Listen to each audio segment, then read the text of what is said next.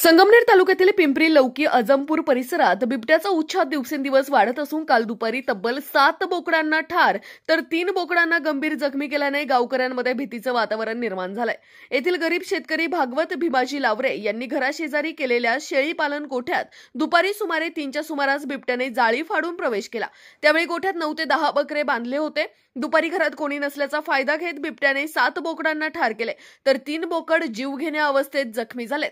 गोठ्यातील भीषण दृश्य पाहून परिसरात एकच खळबळ उडाली आहे। घटनेची माहिती मिळताच सामाजिक कार्यकर्ते व जिल्हा भाजप सचिव भारत पाटील गीते, प्राध्यापक गीते यांनी तात्काळ घटनास्थळी भेट देत परिस्थितीची पाहणी केली। तसेच वन विभाग व पशुवैद्यकीय अधिकाऱ्यांना मदतीसाठी तात्काळ पाचारण केले। अधिकारी व पशुवैद्यकीय अधिकारी डॉक्टर नागरगोजे यांनी पंचनामा करून जखमी बोकडांवर उपचार सुरू केले असले तरी त्यांचा जीव वाचेल की नाही याबाबत अनिश्चितता आहे।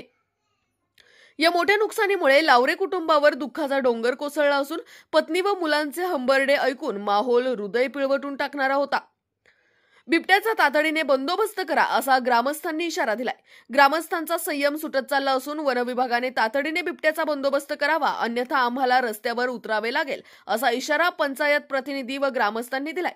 या मागणीला सरपंच सौ संगीता गीते, प्राध्यापक कान्हू गीते, भारत गीते, उपसरपंच बाजीराव गीते, भाऊसाहेब मुंडे, शिवाजीराव बोद्रे, रमेशराव कदम, सुभाषराव मुंडे, नवनाथ दातीर, संतोष गीते, प्रभाकर दातीर, संपतराव कदम, सीताराम दातीर, दौलत दातीर, भाऊसाहेब लावरी, रामदास दातीर, भास्कर गीते, अशोक गीते, संजय बिडवे, लक्ष्मण गीते, बाळू गीते, भाऊसाहेब सांगळे, नंदू इले, बाळू दराडी, सुरेश दातीर, रावसाहेब कदम, भीमराज गीते, गणपत गीते, रमेश गीते आदी ग्रामस्थांनी एका निवेदनाद्वारे समर्थन दिलंय।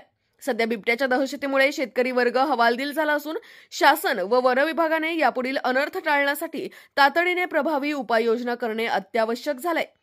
राष्ट्र सह्याद्री न्यूजसाठी प्रतिनिधी सोमनाथ डोळे, झरेकाठी।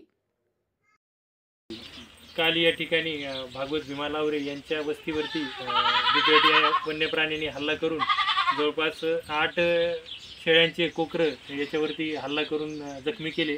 त्या संदर्भात वन विभागाने काल येऊन पंचनामाही केला आणि या ठिकाणी पिंजराही लावण्याचं काम केलंय।